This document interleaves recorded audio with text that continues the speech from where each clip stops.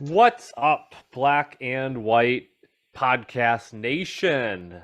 This is the Black and White Podcast, the only Black and White podcast, the best Black and White podcast. We are named because we are what we are, Black and White. We got Black James, we got White James, we got a incredible show today. I'm usually a guy low expectation, under promise, over deliver. I'm promising big things today. Black James, brother James, what's happening? What's going on? Oh, we are here. We are not letting you down, loyal listener. I cannot even begin to recollect what we saw last weekend. It was probably the best combination of games that mattered in the regular season in well over a year. And we'll get into it, but I'm good. That's what I'm trying to say. I'm vibing. I'm feeling good. There we go. Love to hear about good vibes. Good vibes only on the Black and White podcast, right? The one and only. One and only. All right. Let's take a look what we have for this evening's show. You sent me a very detailed rundown, which I'll tell you what, you are taking version 3 of the Black and White podcast as seriously as I've ever seen you take anything ever. And that's not saying much. So folks, don't take that as some type of out of the clouds compliment. But hey, man, I'm committed. Like I said, from episode 1, now we've made it to Cinco. Goal is to keep this train moving until we have maybe a sponsorship or a paid segment or Leroy Butler in a hot tub. That remains the penultimate goal. Hey, whatever floats your boat. Let's Let's not waste time here. Let's talk. We're going to talk about last week, our picks. Kind of a mixed bag for me. I don't know what yours ended up as. Great radio there.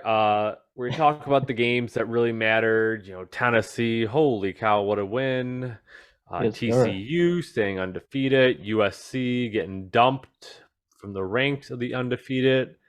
A two-point conversion. Syracuse still undefeated. Who saw that coming? No way.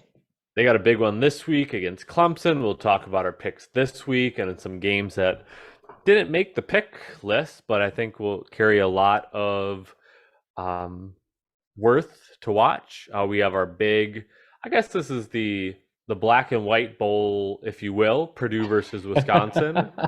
It's the closest thing you can get to we'll make it official to a matchup of our teams. We'll talk. Purdue hasn't won it in 15 tries, so maybe this is the year they get over the hump. We'll switch over, talk NFL. Do we really want to talk about the Packers? Not particularly right now. We'll gloss over them. Maybe this is the week they turn it around. Probably not. Oh, I like that you put the NBA on there.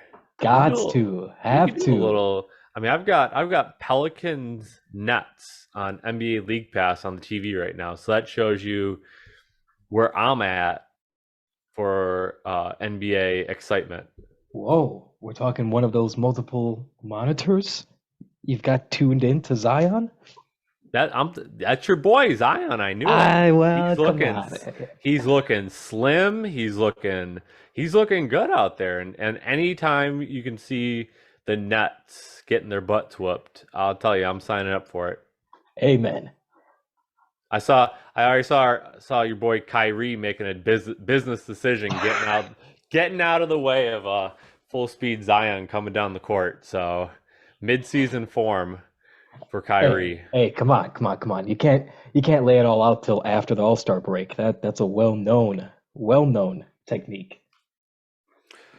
All right. Well, we'll touch on the NBA if we have time. I don't want to, we'll get there. Overpromise here on that, but we might touch. All right, let's go back.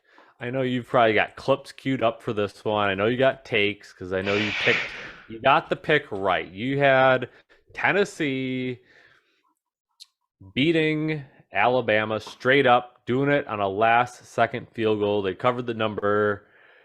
Black James, tell me your thoughts on the big win for the Volunteers. White James, well, let's just take a trip back in time. Snap, spot, kick. It is up and it somehow got through. It may have been partially blocked. It was a knuckleball. It was ugly. It was ugly, but it was good enough. That is all I was thinking. Hunched over, watching the last 2 minutes of that game. Dude, I can't, I don't even know where to start. I think the most obvious place to start, though, is I think it was 4 or 5 minutes left in the game, and Hendon Hooker had that handoff to the running back who completely dropped it, left it on the ground, scoop and score opportunity for Bama. Of course, they take advantage of it, and I'm thinking, that's it. Tennessee did everything possible. They've scored 40 plus points against the Tide, and like every other team, they're going to shoot themselves in the foot.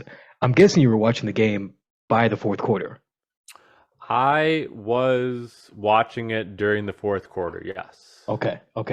Were you around for that pick six? Well, not necessarily pick six. Scoop and score, scoop and six. We need a term for that. I was, and I had the exact same thought. I was like, look at me. My pick's going to come through. Alabama up 7. Let's go. Game over. Good run, Tennessee, but I was thoroughly impressed with the moxie, the resilience. I mean, keep the adjectives coming for this Tennessee team.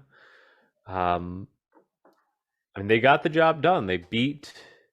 I'm not to say it's a David versus Goliath situation here, because Tennessee is no David, but for a team that hadn't won since 2006 against Alabama, in what was truly their biggest game as a program, 20-25 years? I mean, they've had some games against Alabama when they were ranked and got smoked, but this one, it felt different right from the start. Tennessee goes up 21-7 in the first quarter.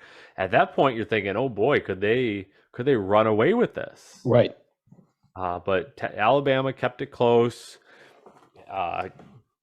Within 4 minutes of the start of the third quarter, had the game tied, back and forth. Fourth quarter, Alabama takes the lead. Tennessee scores the last 10 points. I mean, I'll tell you what, Hendon Hooker, if you got some extra money sitting around here, I got the Heisman odds for you right now, right? Oh, okay, yeah, I need to know what it is.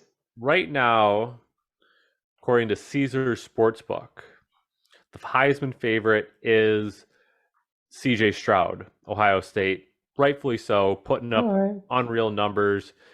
He's thrown over 350 yards 3 times already this year, put up 361 this past weekend. Numbers are incredible, but also Ohio State hasn't played anybody, let's be honest. All right, I'll give you that.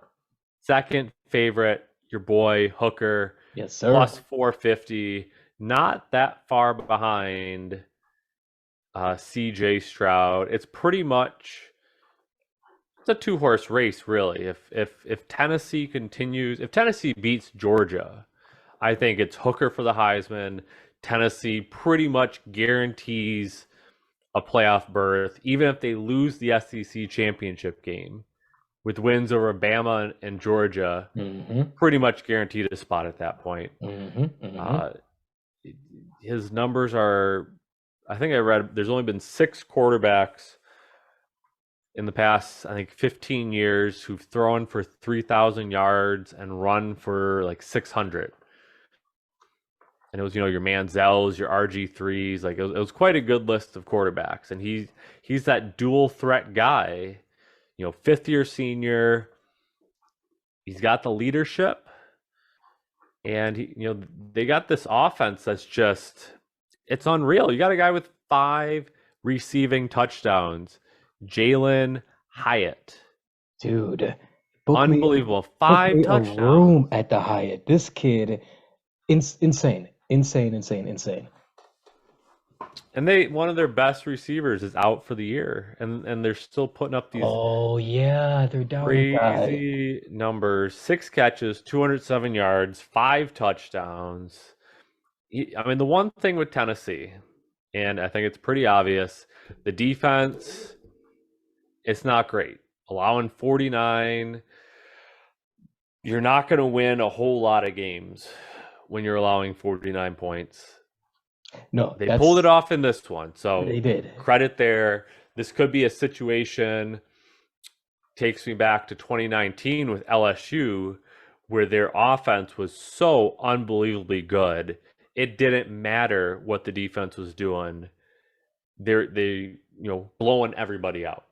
Right, and I will give some love to my boy, Joel Klatt, in that he harps this point all the time. You've got to have a top 30 defense to even have a chance.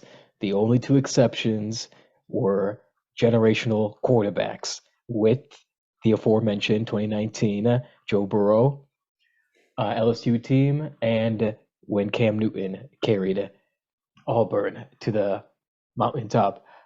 Outside of that, yeah, you cannot be allowing 49 and expect any chance against Georgia. But when it comes to that leader, that Heisman contender, as you have seen on the golf course, yours truly doesn't have that. How am I going to focus in on the task at hand? Because now is my moment, now or never. And let's not forget that Bama did have a chance. Their Heisman candidate got them within field goal range, and what is it, Reichard, what have you, had the length, pushed it to the right. So Hendon had to come back in and make those 2 epic passes. I know they were both over 20 yards. First one to Keaton, second one to McCory. We're talking 2 long completions to get to the 50, then the second to get into field goal range so that McGrath can knuckle the ball over. That amount of moxie, if you've said it, I'm going to say it again. It's going to carry Tennessee far, and the questions of the defensive side, well, they won't have to worry about that this week. Georgia, yes, defending champs, but Mr. Bennett does not terrify me in that sense. Yeah, and here's the thing for Tennessee this week, a nice kind of a recuperation week. They got UT Martin coming in, so they don't. I'm sure they're still on an emotional high right now.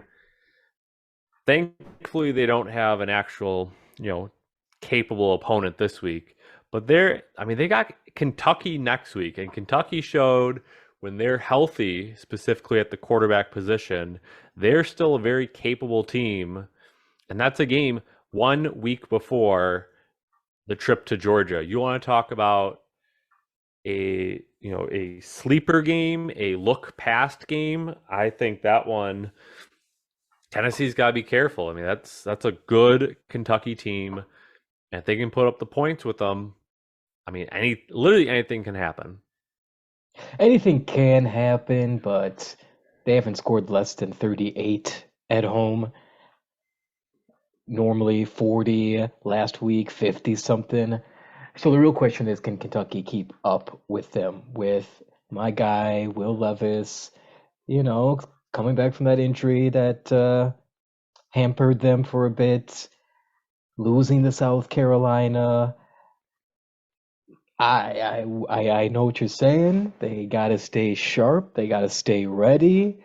But the true test It's a is very, very good defense for Kentucky. And if they can, somehow keep Tennessee, in the 20s, I think that game it serves as this is what you get when you become the hunted, right? Yep. Tennessee, they were still the underdogs last week. Nothing. I mean, if they go out and lose to Alabama, fine. It's been a good season. If they go, 10-2, great step forward. But now they are squarely in the college football playoff picture, and games like against Kentucky, those become very challenging because all of a sudden you got the target on your back instead of being the other way around. And it is a divisional game, so they really can't slip that up. Yeah. They've got plenty on their plate, but we've got to at least talk about the elephant in the room, the team on the other side of this epic battle, and my favorite stat that I came across, which is Alabama, well regarded offensive stalwart, pumping out NFL players pretty much every year. Bill Belichick's personal training system, but giving up 52 points. That hasn't been done in over a century, 100 years of Alabama football, and they've never given up 52 points. That to me was a bit of a shock because I presumed every program has its low points, and during those low points, a few drubbings. So it begs the question, does Saban just need to shore up his defensive coordinator room? Or do you think there's more going on, given that he also had more penalties in this game than any other game he's coached? Between those two, what are you thinking? It was, I mean, for me, the penalties, unbelievable. Was it about 17? Yes. I get the number. Pull it up here. Penalties, 17 penalties.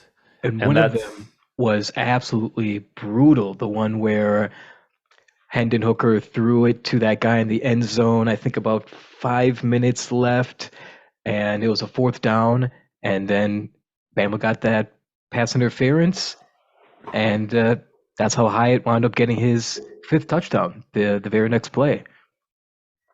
Yeah, I mean, for Alabama, I see like things like penalties that there's easy, I don't say easy growth, but you can't just all of a sudden get better defensively, but cleaning things up, like cutting that number in half, right? Alabama wins that game, I think. Oh yeah, no doubt.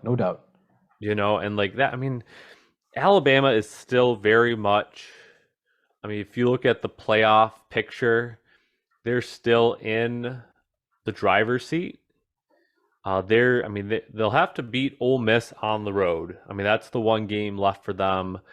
They do still play at LSU. They got Mississippi State this week. They got Auburn still. If they take care of business like they usually do, they'll get either Tennessee or Georgia in the SEC championship game and be one win away from yet another playoff appearance. Or if they lose a close game against either of those teams, could cause controversy and be the first two-loss team to make the playoffs just because they're Alabama. We don't want to see that. I think no. I know this is worst case scenario for most fans, but a scenario of Alabama, Tennessee, Georgia, all with one loss. If it Alabama beating Georgia in the SEC championship game is their only loss, Tennessee beating Alabama, all three get in. I don't see how you could keep any of those teams out. Yeah, because in that situation, Bama is SEC champ. Then you would have, I guess the real question is who's going to win between Georgia and Tennessee? Georgia wins that, so Tennessee's only loss is at Georgia, and Georgia's only loss will be versus Alabama in the SEC. Right. And by Georgia beating Tennessee, Tennessee can't even go. Ooh, that would be brutal. I mean, a lot of it will depend on if we have multiple losses from the Pac-12 champion, Big 12 champion, ACC champion, and if the loser of Ohio State, Michigan has just that one loss. Then we've got some real conversations to be had. But if we end up with, a two-loss Texas winning the Big 12, a two-loss USC winning the Big 12 or Pac-12, even one-loss USC winning the Pac-12, I don't see how they get in. But playoff talk, we can do that another week. We need to talk about last week still. Yeah, Big plenty 12, more. Big 12, let's talk Big 12 right now. Oklahoma State, TCU, what a game this was. Double overtime, TCU 43-40. I did not get a chance to watch this one. I don't know if you did, but judging by double overtime, this game was just out of control. Man, I too was not aware enough to tune into this game that turned out to be amazing. But yeah, I can give a quick recap from the review that I saw. TCU was down by 7, less than 2 minutes to go, just about 2 minutes to go. Then they have to score, tie it up, overtime. Oklahoma State, they have a 4th and 9 in the first overtime, overcome that, get a touchdown, and then in the second overtime, Cowboys held to a field goal, and TCU comes out on top. I mean, this Sonny Dykes dream team, it has taken all of us by surprise, no doubt about it. Yeah, I look at the numbers, 510 yards of total offense. Oklahoma State was supposed to be, last year they were great defensively. They lost their defensive coordinator. Clearly they've taken a step back defensively. I'll tell you what, TCU is a incredibly compelling story brewing. Yeah. You look at their schedule, they've got Kansas State this week. They've got to go to Texas November 12th. They've got to go to Baylor November 19th. There's not a whole lot in their non-conference slate. I mean, they beat Colorado, Tarleton State, and SMU. So not going to get a whole lot of strength to schedule bonus. But if they somehow run the table, I mean, I don't see how you can't keep them out of the playoff.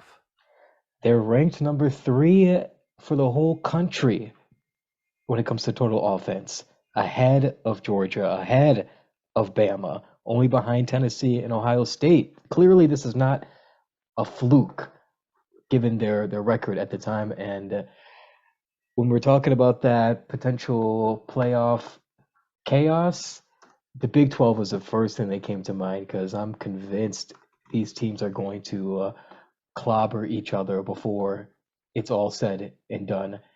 Texas, that's going to be a big matchup. And say what you will about Baylor being unranked, they're still Big 12 champs, defending Big 12 champs, very proud program.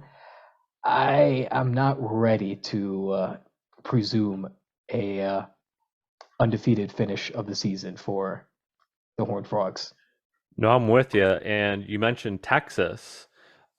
They could have the argument for being the first 2-loss playoff team, because the games they lost, of course, the 1-point loss to Alabama and an overtime loss to Texas Tech. Yep. Both of those came when quarterback Quinn Ewers was out injured.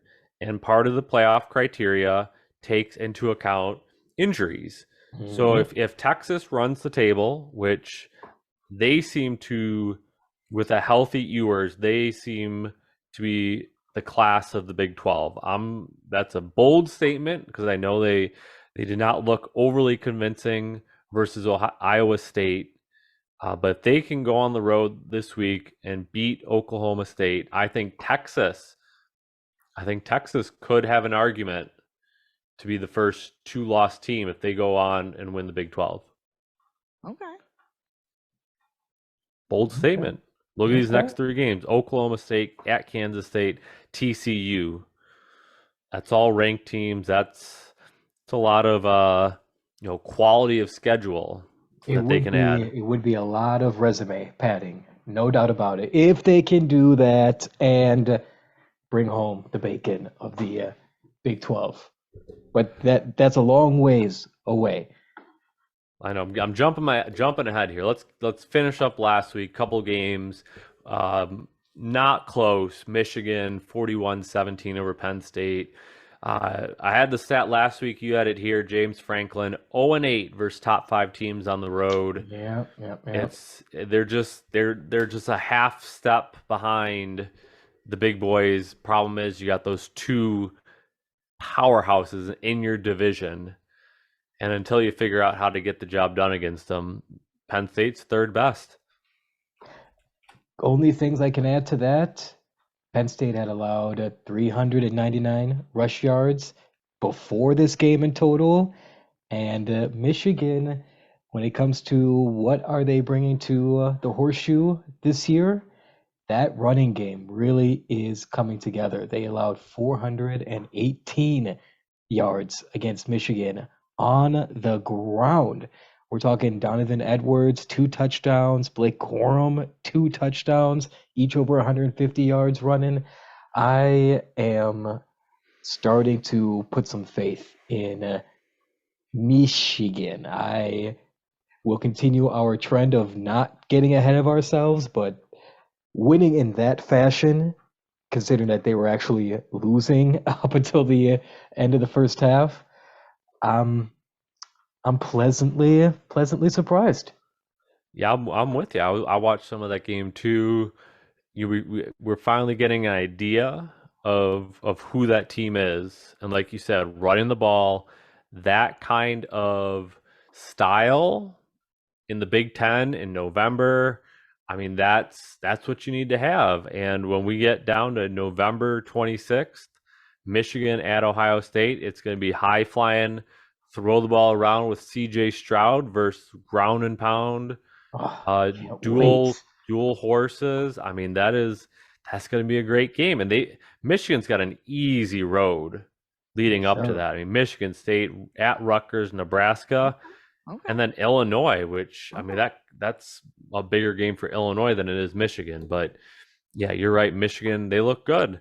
Let's keep her moving here. Pac-12, USC, Utah. Utah goes for 2 late in the game. They get it. They win 43-42, spoiling USC's undefeated season. Not out of the playoff picture per se. One loss by 1 point on the road against a team that people before the season were saying were a playoff sleeper team. Yep. I'm not ready to sell my USC stock just yet. Yeah, it's interesting because I'm trying to remember in live time if Pac-12 does the division, if they're still doing North versus South. So no, they've eliminated. This is the first year with no divisions. Then I believe that's going to put the UCLA Bruins up top and Oregon right behind them, being the only undefeated teams within the conference. And Utah, it is a great win, but they've got that 1 loss. USC's got that 1 loss. Boy, for how much attention USC has gotten with the new coach and Utah in the Rose Bowl last year, I'm rooting for Chip Kelly to keep the powder blue Bruins atop that conference. That's going to be a great matchup between him and Oregon. I believe that's this weekend, actually, that he's going back home. it's in our pick, so we're going to get to that. Okay. We're about through the games that really mattered. Syracuse stayed Oh undefeated. yeah, we have to give some love to the Cuse. We'll give them love. They're in our picks this week too, as they head to Clemson. So we'll talk more about that one. Yep. North Carolina 6-1. They look good in the Coastal Division for the ACC to be offered up for sacrifice against Clemson in the ACC championship game. Yeah, they need to get rid of divisions over there. They'll figure it out. Mississippi State, Kentucky, nice little comeback there. Your boy Levis, right, came back from injury, led the Wildcats to victory. I would say Chris Rodriguez led them to victory. 200 plus yards rushing, huge. Kansas, I told you the glass slipper is broke. Sadly. Tough one going to Oklahoma. This is one of those ones where you're like, you picked Oklahoma to win by 10.5, and they only win by 10. So technically, I still came out because I did pick Kansas. 701 yards of total offense. That's very impressive. From 0 points the week before, Venables keeps the job another week. All right, last one. I want to get your thoughts. Wisconsin, double overtime loss at Michigan State. Heartbreak. That's what I put in the rundown. That's what I thought yesterday and today. And season's over, folks. 1-3 in the Big Ten West. We're at the bottom of the division. A division led by the Fighting Illini. Yeah, I really am not going to delve into this much more than we'll talk about what happened to the Pack, other than to say, season over. Season's over. All right, it's picks time. I wish we had like a little music intro for picks. Oh, okay. We'll work on that. Yeah. Maybe version 4.0 of the show. We'll have a little more continuity in the segments. But we got our 10 games, right? I'm guessing you looked at them already. I'm staring right at them. All right. I'm not happy with the 10 games we've been given. I would have picked a couple different ones. We have a lot of big home favorites. Not my favorite ones. My favorite picks are when it's a home underdog. And if you have the guts, I mean, do you have the guts to take like Oklahoma State is a home underdog? That's not one of our picks this week. I think that would have been a tough one to pick. You got Texas coming in, 6.5 point favorites on the road. Would have been a great pick. They didn't give it to us. Anyways, let's start. Some of these are going to be quick. I mean, let's be honest. Ohio State versus Iowa at the Horseshoe. Right. 28.5 is the number for Ohio State. I didn't even think twice about this. Give me the points. Iowa, no way are they scoring. I mean, Ohio State can put up 42. Iowa's got to score, 14 to cover? And they're not going to do that. They're not even going to break 10. No, I think 49 to 6. I think that's the kind of game you're looking at here. Yeah, same points, 50 to less than 10. Ohio State, they're just going to march on here. They looking at their schedule. I mean, they got Penn State next week, but we know the deal with Penn State. Then they got Northwestern, Indiana, Maryland, and then finally Michigan. That Notre Dame, this is the thing working against Ohio State right now, is that Notre Dame win looks less and less impressive as we go on. And they played Arkansas State, Toledo. I mean, Wisconsin, that was, I think that was ranked versus ranked. At the time. Yeah. Again, another game, lost all of its luster. I mean, Michigan State's nowhere near what they have been expected to be. Iowa's been a disappointment. The Ohio State schedule, it all comes down to the Michigan game. Yeah. So as we go along, can CJ Stroud win the Heisman, and can they get to the Michigan game healthy. And the only thing that gives Penn State a chance is that horrendous 0-8 is Franklin on the road. Maybe he has better odds when he's at home against top 5 teams. We'll need our statistician to look that up. But yeah, man, when you look at the schedule in retrospect, it's actually quite easy for the Well, I think Buckeyes. the Big Ten in general this year has a number of bad teams. You know, I mean, Rutgers. I mean, Wisconsin. Wisconsin is a bad team this year. Yeah, You know, yeah. Iowa is a bad team this year. Northwestern is a really bad team this year. Indiana's bad. Maryland, middle of the road. I mean, there's just not a whole lot. You know, Michigan State, not a good team. It's very, very top heavy this year in the Big Ten. Yes, the East Division is looking a lot like the West Division, and that is not a good thing. At the bottom. At the You bottom, can't yeah. if you compare 1 and 2 in the West to 1 and 2 in the East, again you have the argument, why do divisions when your 2 best teams aren't going to play for the conference championship? Yeah. But that's a discussion for another day. Let's go ACC. This is a very interesting game. Heck yeah. Number 14 Syracuse at number 5 Clemson. Clemson, this is one of those tricky numbers, 13.5. Do they cover, or does Syracuse cover / win outright? Hughes has me puzzled because, as another traditional basketball power, we've been trained to presume that the athletic department has sent all of their funds to the hardwood and left nothing for the grass, or in this case, the dome. And so I did a little research into their coach, Dino Babbers, whatever you want to say. And, this guy, he had a pretty hot start, 2018. Well, he came on 2016, but by 2 years in, 10-win team, bowl eligible, actually won their bowl game against West Virginia.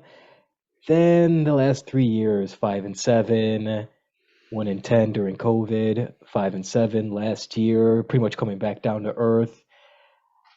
So when it comes to going on the road to undefeated Clemson, only removed from their national championship by a few years, 13.5, it's a tricky number. And although that North Carolina, oh no, not North Carolina, NC State game had Clemson looking a little unsteady. They figured it out by the end. And same thing's going to happen here, except to an even bigger effect. So give me Clemson and give me the points. I'm taking Syracuse to cover. I'm not saying they're going to win the game, but I'm looking at a team that allows 13.2 points per game. I think this game stays close. I think we're looking at like a 24-14 kind of game. Other than the Wake Forest double overtime game, Clemson's offense has been good. I don't want to say that I don't want to disrespect them. They've scored at least 30 points every game since then. But they're not putting up the 40s and 50s like they've had in recent years. Okay. I'm feeling Syracuse covers this number. It's a little risky on me at 13.5. We could go 28-14, and I'm a loser. I'm picking Syracuse to cover the number. Not saying they're going to win, but 63% of people have actually picking Syracuse in this one. We'll see. We'll see. They are if there ever was a sexy pick, I can see how this would be it, but I'm not buying it. Not buying it. All right, here we go. Big 12, couple teams we've mentioned already. Kansas at Baylor. Baylor, a 9.5 point favorite. What say you in this one? Well, Kansas has lost a little bit of the luster. I was very much in love with what Leipold was doing. Still am.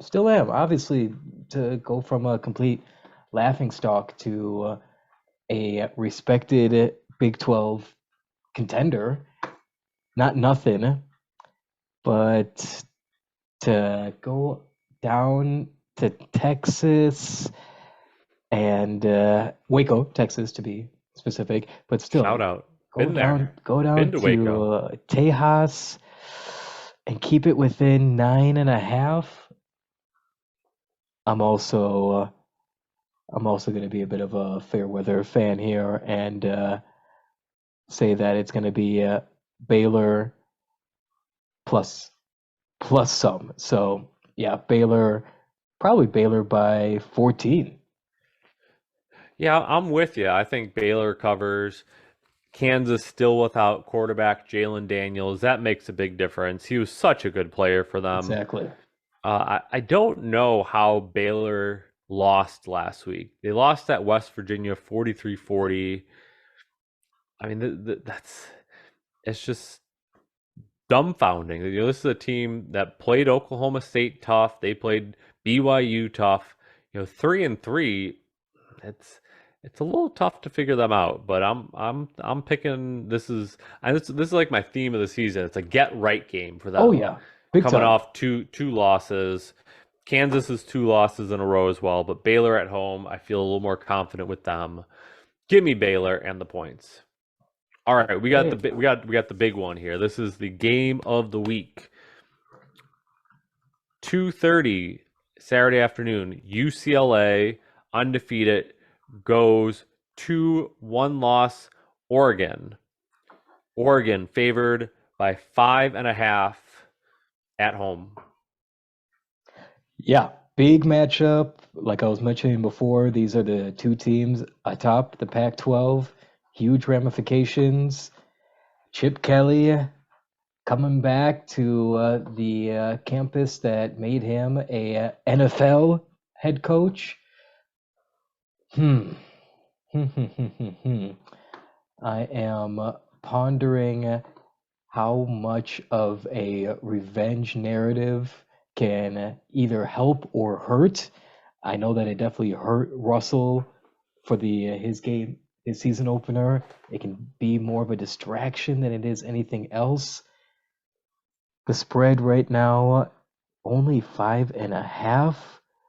Ooh, and UCLA is looking good. Let me take a quick peek here at what I think is going to be a determining factor. Say, both teams coming off bye weeks, so that certainly benefits both. Both teams average over 500 yards of offense. UCLA a little better on the defensive side, allowing about 30 yards less per game. Ever since that opening week loss to Georgia, Oregon has looked legit. They beat BYU. They went on the road in a tough game at Washington State, came back late to win. They were dominant versus Stanford, dominant against Arizona. UCLA last 2 weeks wins against ranked opponents, Washington and Utah. Both of those games at home. They go on the road this week. I like Oregon to cover the number, 5.5. I think it's Oregon by a touchdown, high scoring game. I'm thinking like a 45-38 kind of game. And this is why I am disagreeing. I had to look at their last opponents, and as mentioned, UCLA has a much stronger slate of who they came off of before their bye. I really love the Utah-Washington wins over Arizona, Stanford. Get out of here. When it comes to who's going to be in the right state of mind, who's been through it as of late, it's UCLA. Not only are they going to cover, they're going to win outright. Put me down. Put him down. Put him down for the outright win. I'm feeling home cooking for Oregon in this one. I like those wins for UCLA as well. And let's be honest, they don't exactly have a great home field advantage. No one really goes to their games. But to go on the road, hostile environment, I think the Chip Kelly angle, there's enough time has passed. He did enough good things there that that's a non-starter for me. But I think Oregon, Bo Nix, your boy, after look, that Georgia game, throw it out the window. Since then, they've looked a whole lot better. I'm telling you, Oregon at home, book it. Okay, we're going separate ways on that one.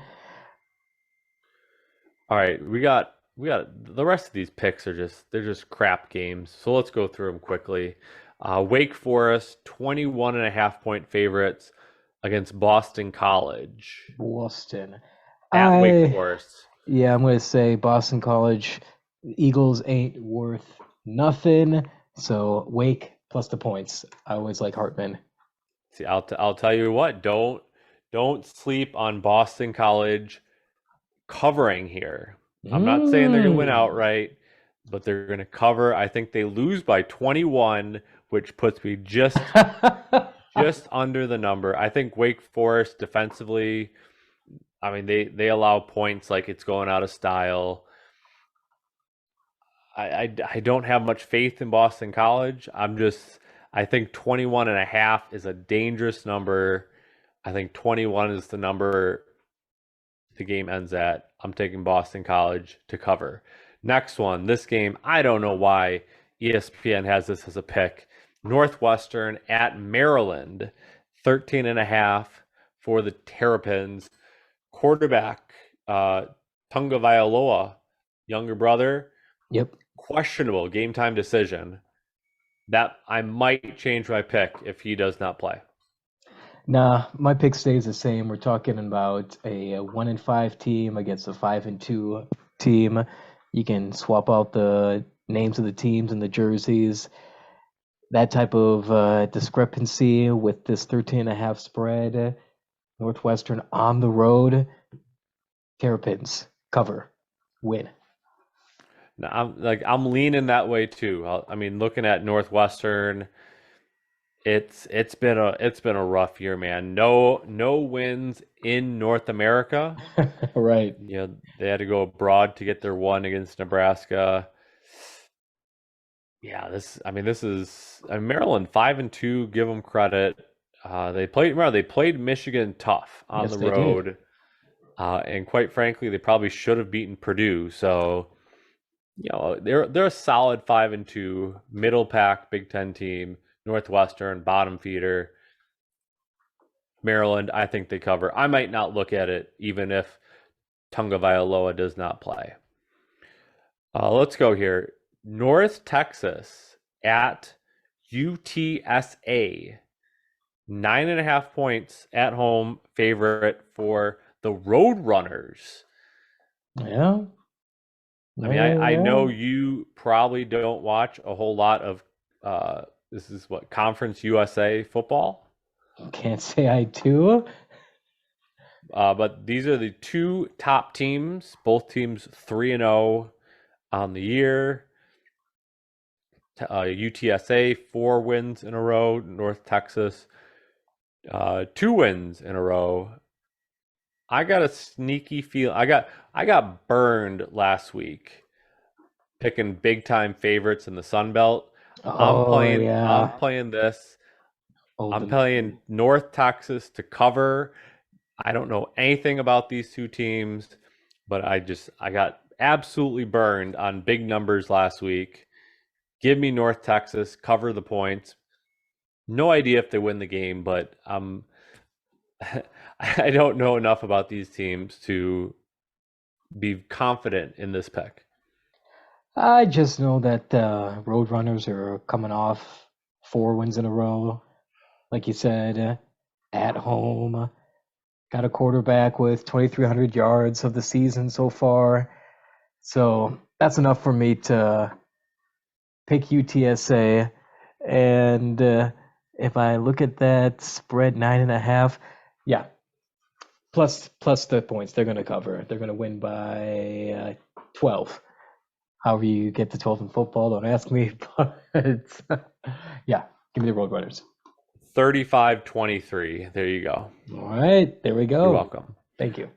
Okay, here we go. Alabama, coming off that loss last week to Tennessee, they host Mississippi State, who also come off a loss last week, versus Kentucky. This is another big number, like we mentioned before. It's 20.5 for Alabama. I'm going Crimson Tide here. I am feeling a big-time offensive performance once again. I think they clean up the penalty issues. Mississippi State, Will Rodgers, the quarterback, has had a good year, but I'm not feeling them on the road at all. This is my favorite get-right game for Alabama.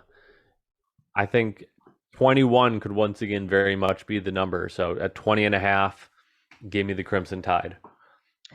Real quick, agree with everything you say. Don't really think that the Bulldogs are gonna make much of an impact. I hate to say it. I know that's one of your favorite hats to wear, but agreed. No, it's fine. I mean, they're never going to be, a top SEC team. The Dak Prescott era was a once in a century kind of relevancy for Mississippi State. It's can they pull off an upset here or there? It ain't happening here on the road. That's for sure. I'm going Bama. All right, couple games, late night games, not going to be watching. Pac-12, Colorado at Oregon State. Oregon State 23.5. Yeah, the Buffs are the new Kansas of Power 5 football. Having said that, with Oregon State having played USC close to the wire earlier this year, that 23.5 looks more than reasonable. So, yeah, Beavers win by 25. Say, give Colorado credit though. Got their first win last week against Cal. Maybe since you fired the coach, maybe things are getting turned around. I'm not seeing it. Oregon State, good offense. Colorado, horrible defense. They haven't just lost games. They've gotten blown out in games.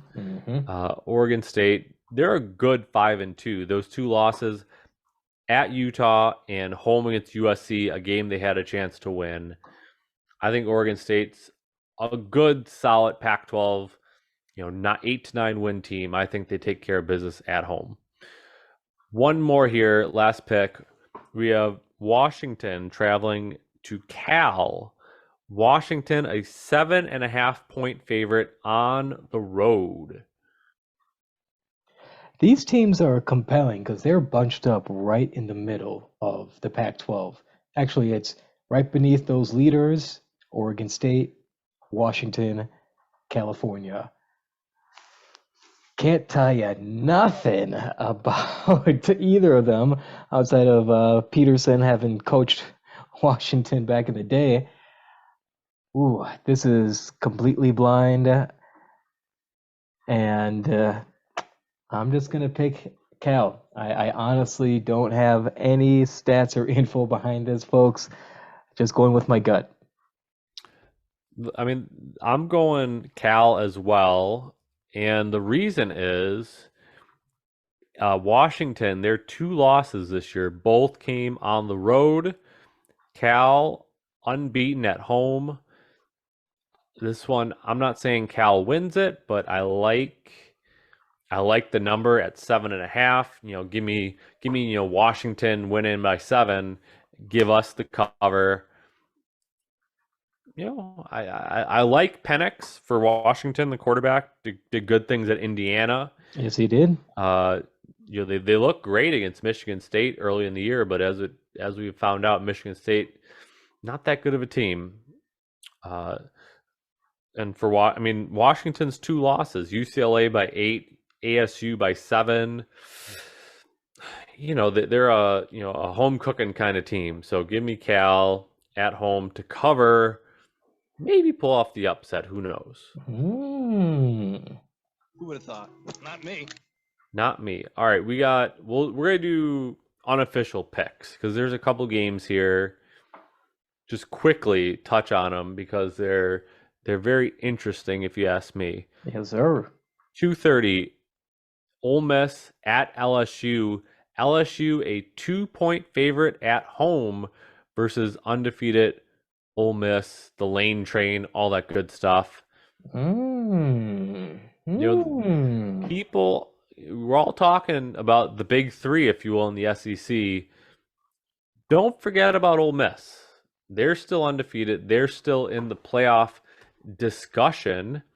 They've got Alabama at home, and they're going. All they have to do, road game wise, after this week is at A&M and at Arkansas. Yeah. There's a path there for them to go 12-0. It's not likely. I mean, this week, road underdogs against I don't want to say overrated LSU, but I mean we don't know what the Brian Kelly LSU team looks like yet. These are still not his recruits, if you will, not his guys. Not his family.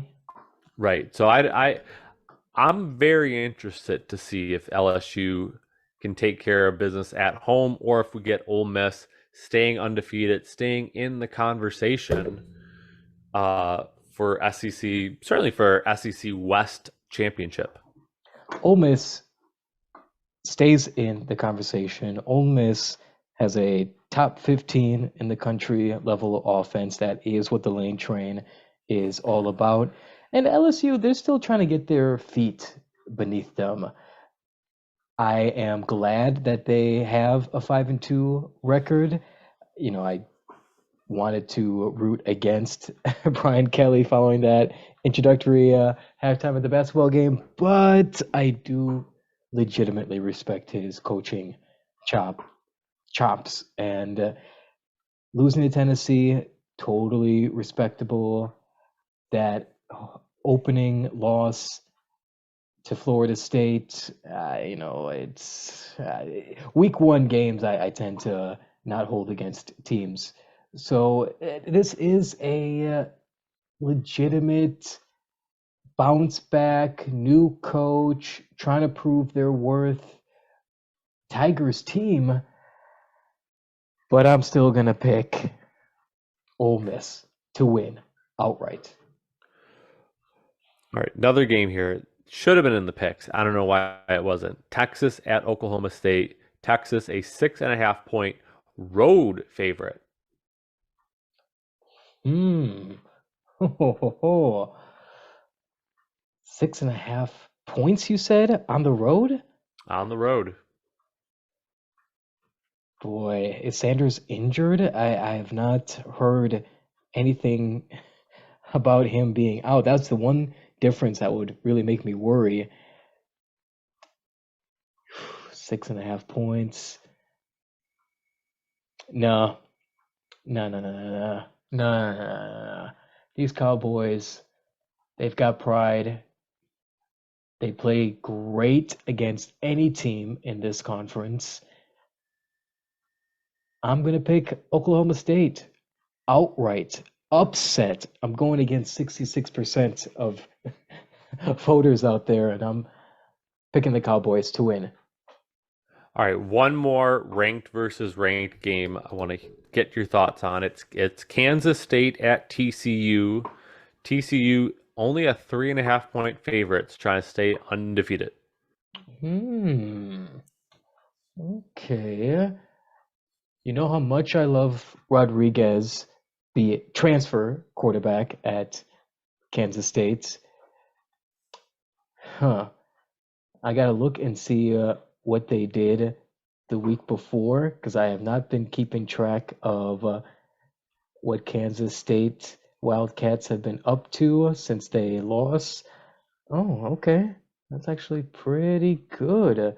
Over Iowa State and Texas Tech.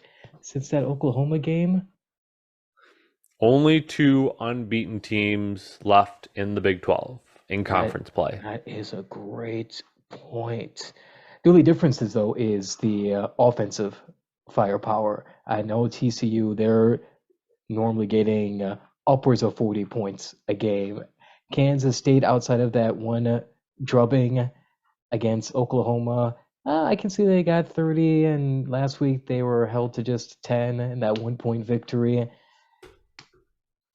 But if they gotta go to TCU, and I'm looking at this spread of 3.5, it's gonna be a close game, and Kansas State's gonna cover. They won't win, but they're gonna cover. All right, good stuff there. I got one more game. This is we got the Black and White Bowl, Purdue at Wisconsin. Normally, under most circumstances, this game is pretty irrelevant. It's pretty straightforward. Badgers have won it 15 years in a row.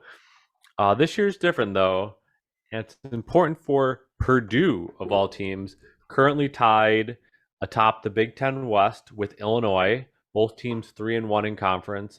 Everybody else, at least 2 losses, and a couple of those teams, Minnesota and Iowa, likely get their 3rd loss this week. Minnesota is at Penn State. Iowa is at Ohio State.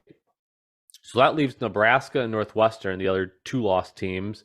They're both probably going to lose more than that. So it comes down to Illinois versus Purdue.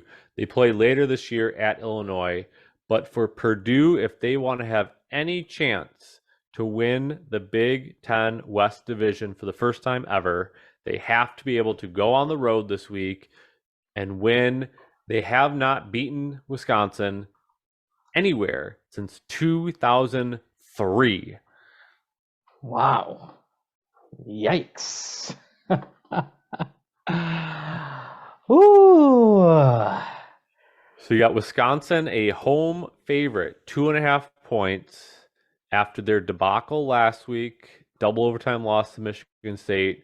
Purdue, by the skin of their teeth for the 2nd week in a row, took care of business, beating Nebraska, putting up big yardage. Aiden O'Connell looking great. I don't want to jinx it, but I've got a feeling if there's ever a year Purdue figures it out, it's the year where Wisconsin, they're just not what they normally are.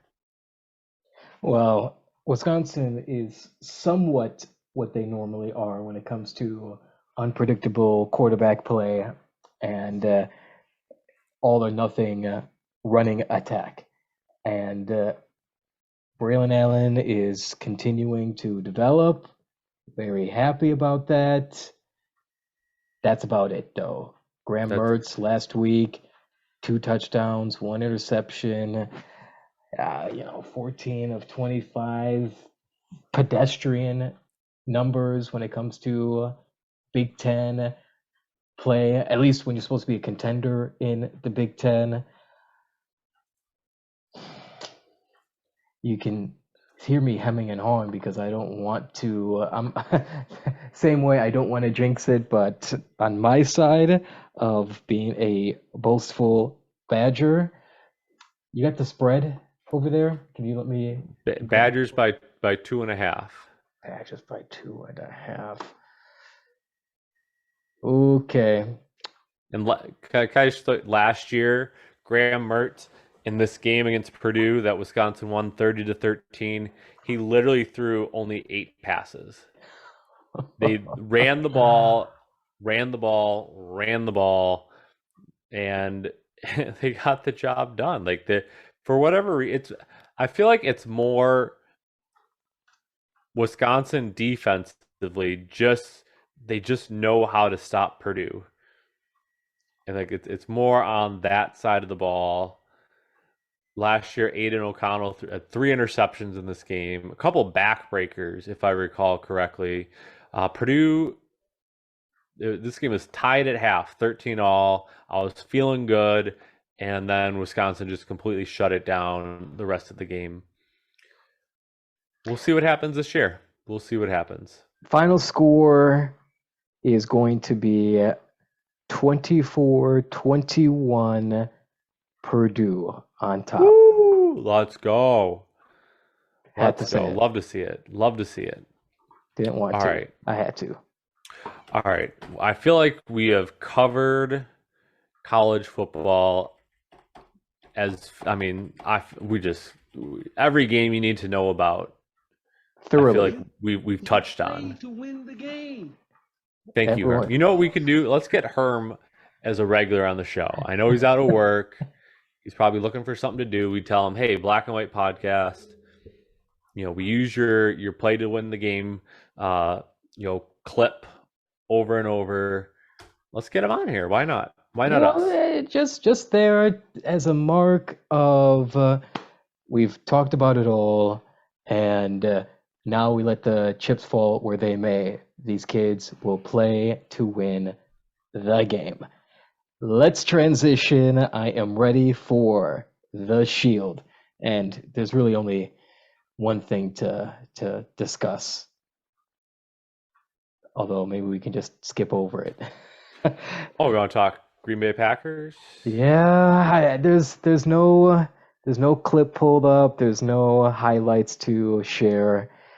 I think we're just gonna have to commiserate in. I had a few. Let's talk facts here. First back-to-back losses in the Matt LaFleur era. Yep.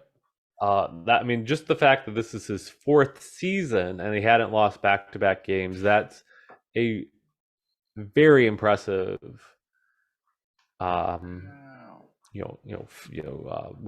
just accomplishment. To always be able to bounce back from defeat. There just feels like something missing with this team. There's a disconnect, I think, between coach and quarterback. I think there's a disconnect between quarterback and the rest of the offense. I think there's a defensive breakdown that seems to be going on far more regularly than what was supposed to with this group of talented players. Yeah. I'm not sure what to expect going into any given week now. All the goodwill from the last few years and kind of the Green Bay team we've come to know, I don't know this team anymore. They got Washington this week on the road with a backup quarterback. I don't think we should expect Green Bay goes in and wins the game. You're breaking my heart with this level of doubt. It used to be automatic. When I was watching that game, I couldn't help but appreciate the level of the Jets defense. That seemed to be the thing that really had the Pack discombobulated. Sauce Gardner, hot off of Cincinnati. He's making his NFL debut, looking good, feeling good. And that Quinnen Williams, holy smokes, talk about breaking up the entire game. I think he had a sack, forced fumble, blocked either a punt or a field goal. It was in my opinion, it was more a outright win by the Jets than it was a loss by the Packers. Not trying to sugarcoat what happened, but that's what I saw. And that's a fair point. I think we have to look at it at the big picture. This is a 5-1 Giants team they just lost to, and a 4-2 Jets team. This is not, if this was last year and you lose to the Jets or you lose to the Giants, I think it is a bigger issue. Those were not nearly as good of teams last year. This year, they both seem competent. They both seem well coached. They both, they don't have great quarterback play, but they have good enough. And I thought Zach Wilson, one of the best picks in the draft, second round, the Jets take this Breece Hall out of Iowa State, was a terrific college running back. catches the ball, runs the ball. You just think every team passed on this guy because of, I think, the devaluation of the running back position. Yeah. I mean, he's one heck of a player, and if there's one thing you can do to to take the pressure off your quarterback, is to have a running back that you can hand it off to him, run screenplay, run just get the ball to him, and he'll make things happen. And Packers couldn't figure out a way to stop him. The thing, though, so I just said, give some love to the Jets defense. Great job. Deserved win. Then I look at the stats of the game, though. Total yards. Jets 278. Packers 278. So we gained the exact same number of yards. First downs. Jets 14. Pack 15. Pretty much the exact same number of first downs. But then where it really starts to become different is third down. We got 4 out of 16. Jets only got 1 out of 11 third down. We had 69 total plays. They had 53 total plays. Time of possession, pretty much identical. We had 31 to their 28 minutes. What I'm trying to say here is, on paper, this, by the numbers, it looks as if, at the very least, offensively, we were cut and dry with the Jets. 6 punts to their 6 punts. But we allowed 4 sacks. They only gave up 2 sacks. So it's these little pieces of, why aren't we scoring when we've got the opportunity? And to bring it full circle, why aren't we utilizing Dillon? Why aren't we utilizing Jones? Is there some type of breakdown in what it means to build up the run so that the pass operates better, easier? I'm at a loss. No, and the point I think you're making here is, as Packer fans, we don't need to look at the little things, because the greatness of Aaron Rodgers, he can overcome almost anything, right? I mean, if you had a lot of penalties, if you had a lot of mistakes in general, turnovers, sacks, whatever, Rodgers seemed to in the past be able to get the Packers out of those tough situations. Right. He's not doing that this year. If anything, he's part of the problem now. And this is why you're seeing just duds of performances back-to-back weeks. I mean, the second half of that Giants game and pretty much the entirety of this Jets game, they've looked like a bad football team. Yeah. And I'm with you. Why aren't they running the ball more? Why aren't they taking the ball out of Rodgers' hands, as crazy of a concept as that is? But you got your 2 most talented players hardly getting the ball. A.J. Dillon, 10 carries. Aaron Jones, 9 carries. And they're not throwing it to him either. Aaron Jones, 3 catches. A.J. Dillon, 4 catches. I want these guys getting the ball 20 times each. And that must have been the big difference, because we had 60 yards rushing total.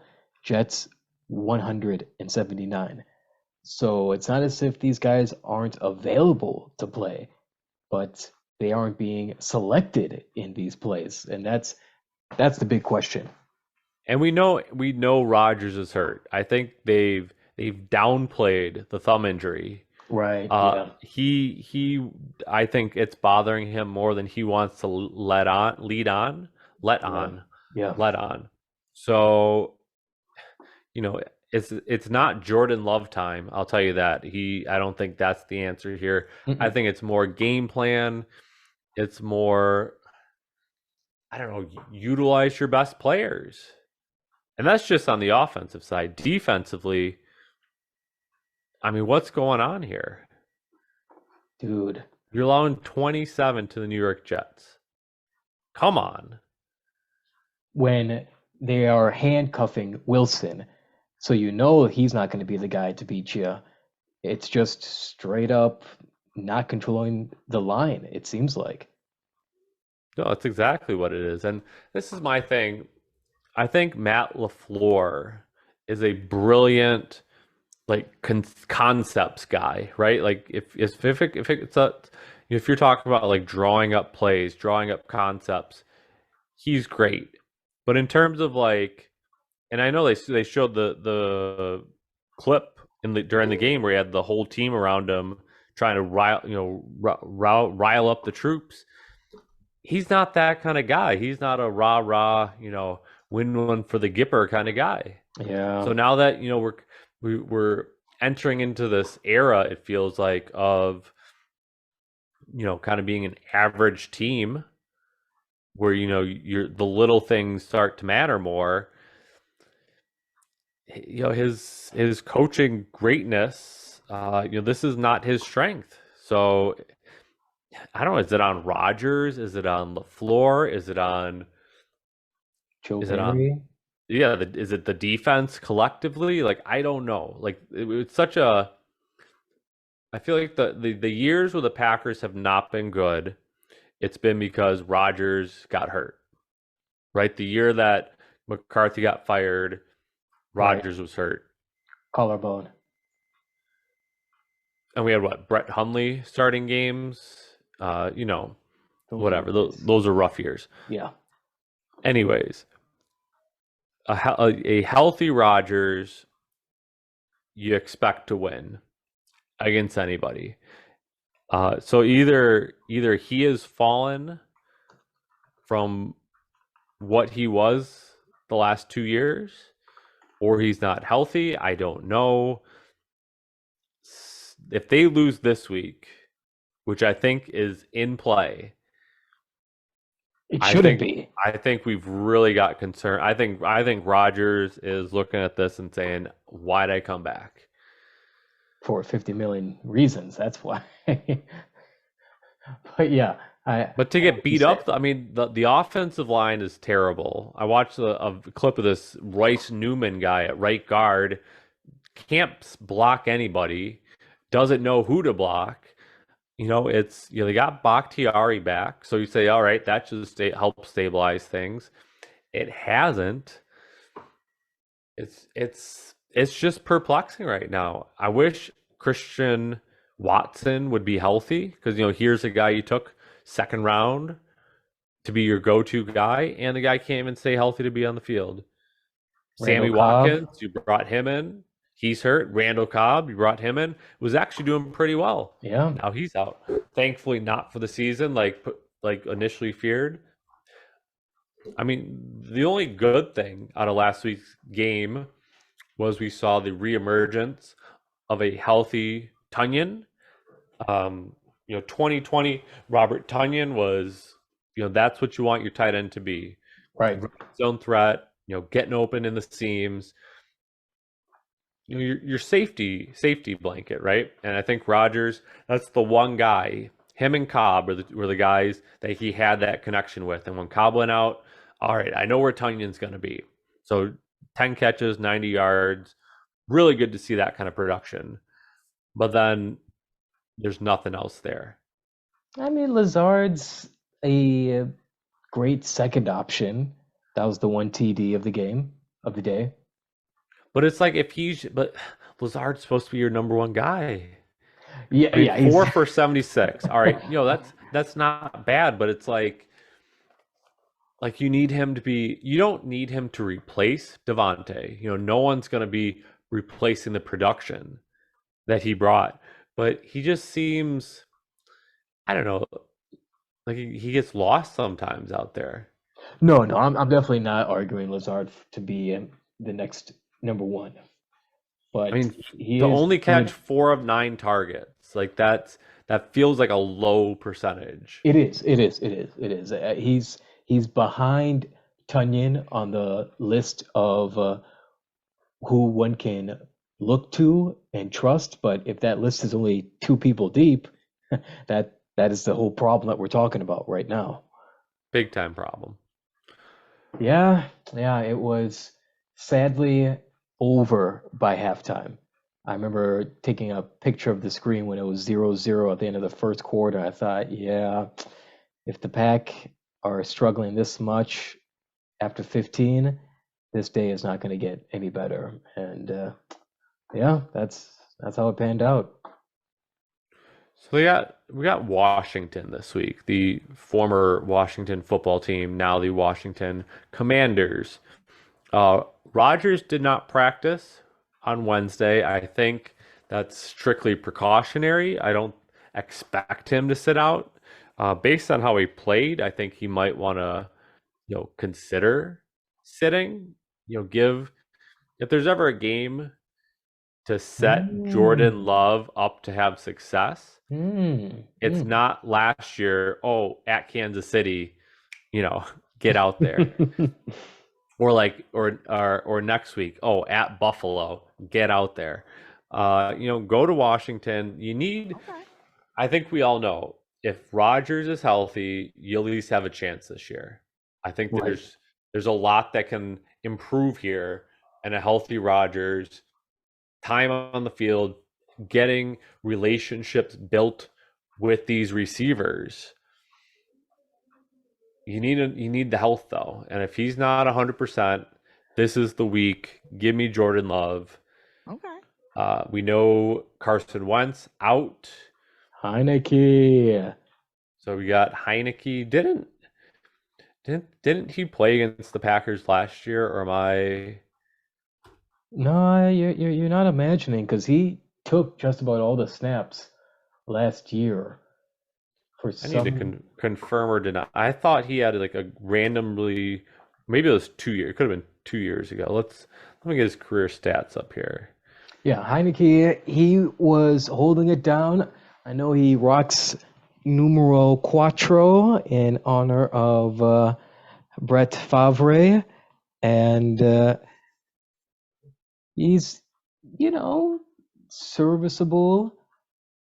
I thought he was gonna win out over Wentz during this training camp, but apparently Carson was able to come out on top.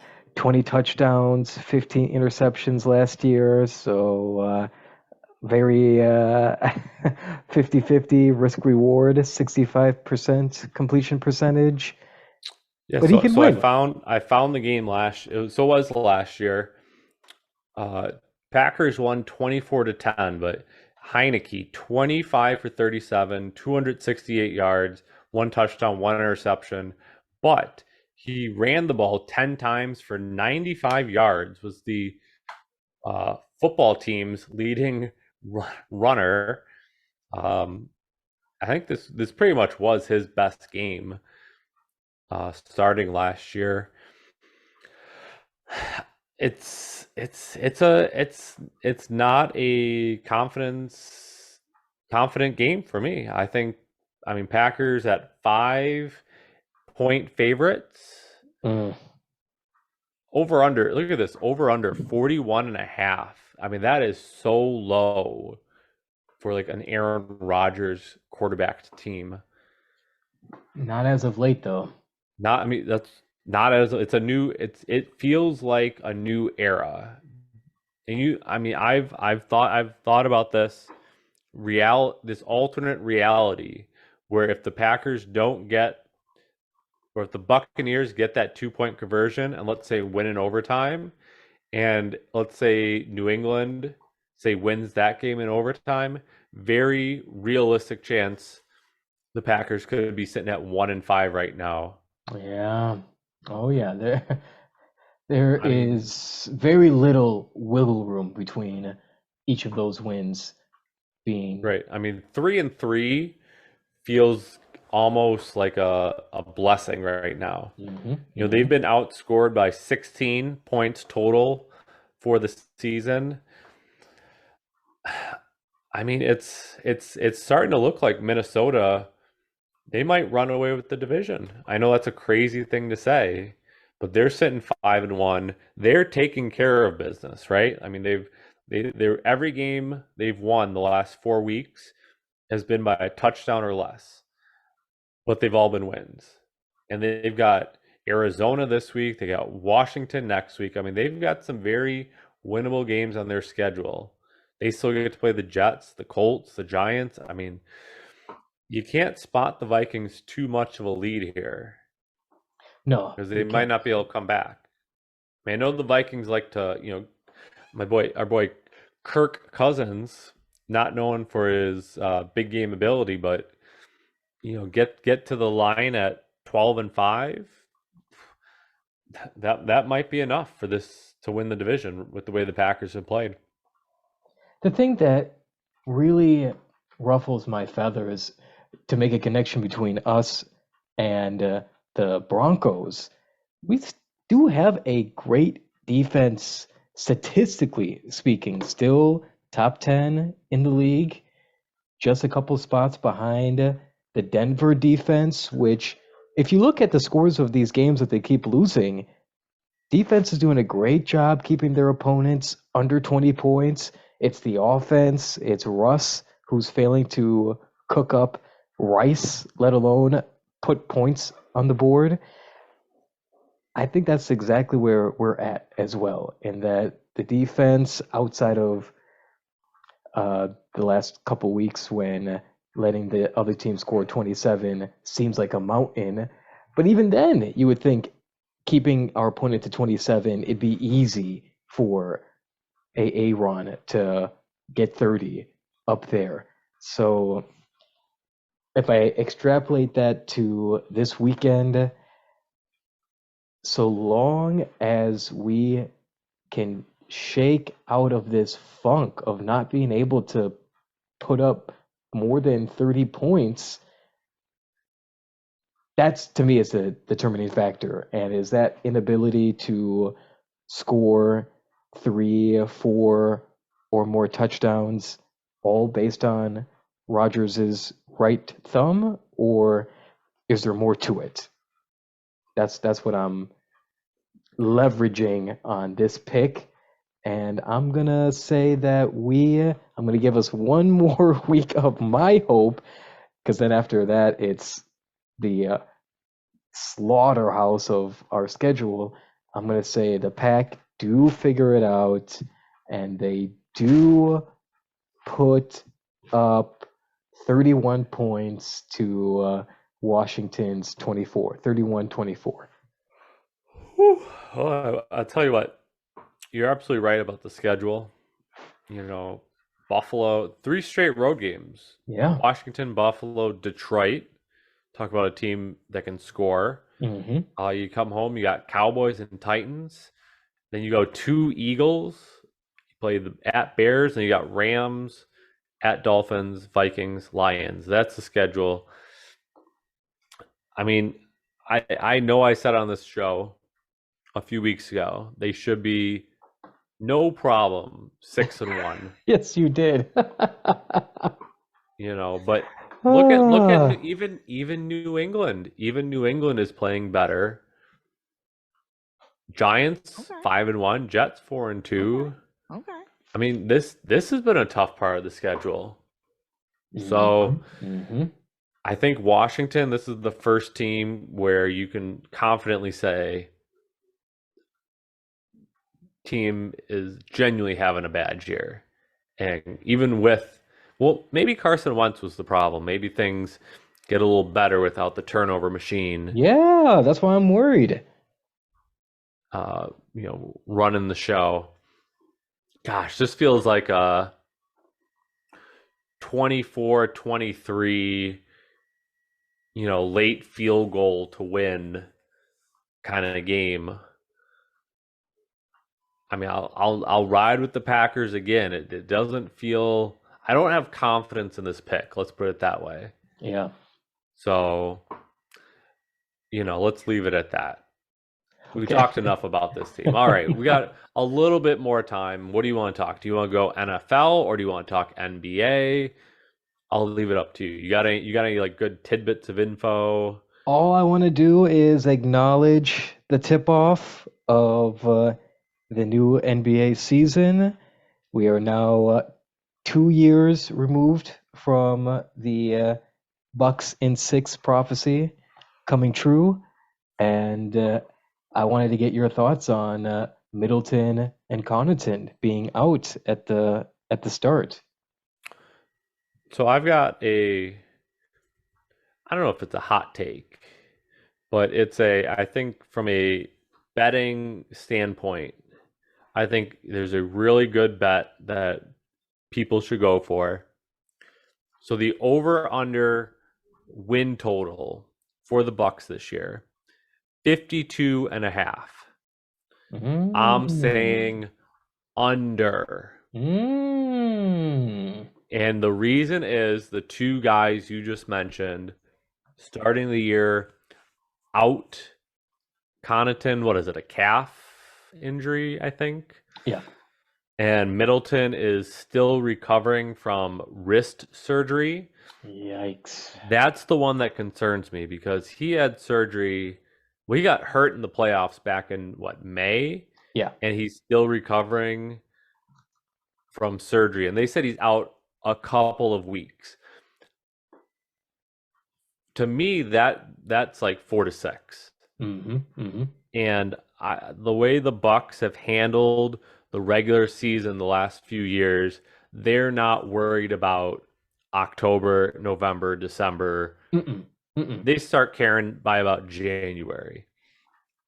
So with Middleton out, with Connaughton out, I could see the Bucks getting off to a relatively slow start. Last year they ended up with 51 wins. So that with that over under at 52 and a half, I really like the under. Yeah, put me for the under as well. This is not a team that's trying to break 72 wins. That is not not in the cards at all. It's all about positioning for the postseason, and I get all sorts of heebie-jeebies with Middleton still being out because that was the missing ingredient last year. But we got time to play with, so rest up, Chris with a K. Yeah, I'll say autocorrect on that one. I'll let you off the hook. I think I'll give you the guys I'm interested to see this year if they make contributions. I want to know, does Sandro Mamukalashvili, second round pick last year, played a little bit. Seton Hall. He was a very, very good all around kind of power forward center, can pass the ball, rebounds, shoots pretty well. He played in 41 games last year, only averaged about 4 points a game, but his shooting numbers all look good. I think with an aging Brook Lopez, you could see, they need some young blood in the front court. I think Mamukalashvili could be that guy. I'm not saying he's going to be averaging 20 points a game, but Brook Lopez, 34 years old, he's on the downward trend of his career. They need some youngster up there. Yeah, I like him. The other guy I want to see their rookie Marjan Beauchamp. I think he'll get minutes now with Middleton and Connaughton out. I'm very intrigued by a guy who spent the last couple of years in the G League. He's actually 22 years old, which is kind of, you think about a guy who didn't go to college. He's been putting the time in. 19 or 20, right? He's been basically a professional the past 3 years.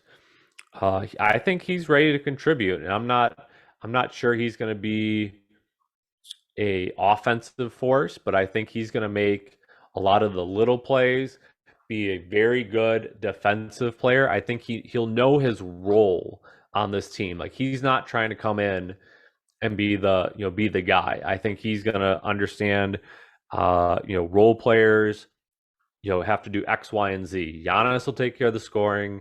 Middleton when he's healthy. Drew when he's healthy. Yep. Those guys will score. Just be, a rock defensively, rebound, lock guys down. I mean, even though I'm going under on this win total, I still think the Bucks are in a group of I mean, it might be about 6 teams that have a realistic shot to win the title this year, which really makes the NBA for the first time in a long time where there is no true champion like in waiting. Like it's not a matter of let's play 82 games just to watch Golden State win against 4 out of Cleveland. 5. Right. Like Yeah. there is no guarantees. I mean, Boston maybe was the one team you'd say, all right, finals last year, let's build on that. But then their coach, did some naughty things. And now they have a brand new coach. Yeah. Our age. 30 something. Just for 1 year, which I think is just such a weird dynamic. Yeah. I mean, the Suns, Ayton, he signs this big contract, but I think he's not exactly happy to be there. And of course, their owner just got in a bunch of trouble.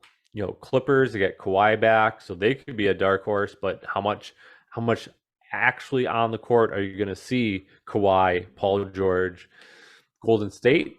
Defending champs. You'd say, oh yeah, why not run it back? Well, then you got guys on their team punching teammates in the face. Philadelphia, that's one of the teams. Very interesting. James Harden lost a bunch of weight in the offseason. Seems to be motivated. Embiid continues to be disrespected in MVP voting. It's a question of, can those guys stay healthy? And can Brooklyn? I'll tell you what. The end of this Brooklyn game felt so good. They lost, I think, by 20 something. I did not catch it. You got to tell me. Pelicans 130 to 108 over the Nets. You'll love to see it. Because that's the team that is the quote-unquote odds-on favorite, the Nets.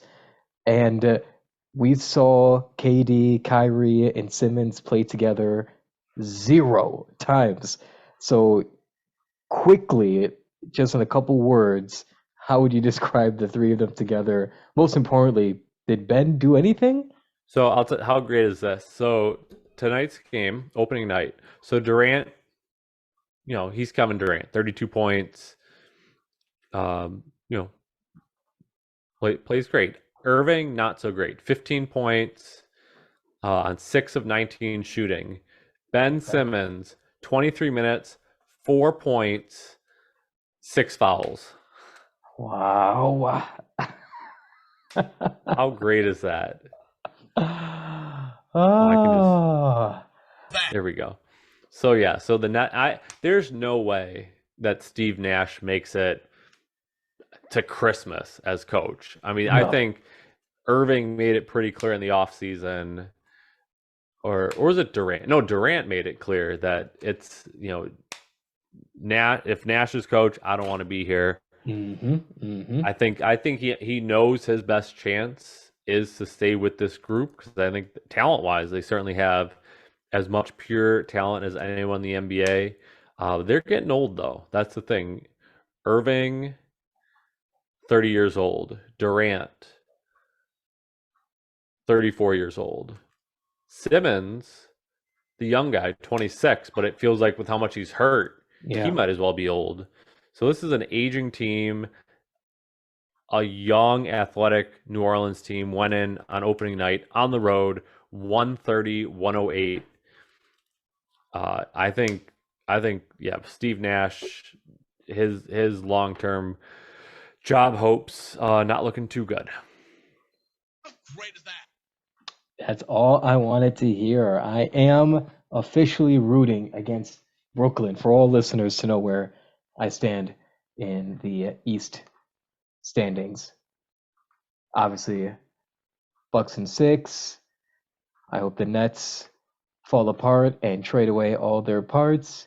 The Celtics, since it is a new coach, a 34-year-old coach, I would like to see if he can have the same rocket ship success as his predecessor. And when it comes to the West and just making sweeping declarations for the season ahead, I'm calling it for Golden State. I don't see any other team out there making noise.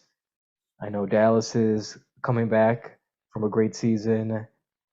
I think Dallas, Clippers, Suns, Nuggets. Those Kawhi, are kind of the teams. is Kawhi actually back or not yet? I That's believe my question with the Clippers. he is back. Okay. All right. Well, then I'll have the Clippers in a close second. Suns, too much drama over the offseason, and apparently some of the drama that led to their horrendous Game 7 loss last year. I don't see them being the team that they used to be. So knock them out. It's a 2-horse race. We're not even, thankfully, this is how people know we're legit. We haven't even mentioned the purple and gold team. So Yeah, I think they are a fringe playoff team. yeah, in At a best. league that lets in 20 of their 30 teams. Yeah, that's not saying much. I'm with LeBron you. will find a way, but they got no chance at all. I'll say last thing I got. We're getting old. I watched Joe Mazzulla in college while I was in college at West Virginia. That's when you know you're getting old. Well, we're getting old, and the time has flown by. But that was a good show. Great show. Very good show. Great show. Any How last great is words? that show? Any last words for our listeners at home? Go Purdue, I guess. Black and White Bowl. Haven't won it in 15 years. Let's go. Let's make it happen. New streak starts now. Black and White. See you next week.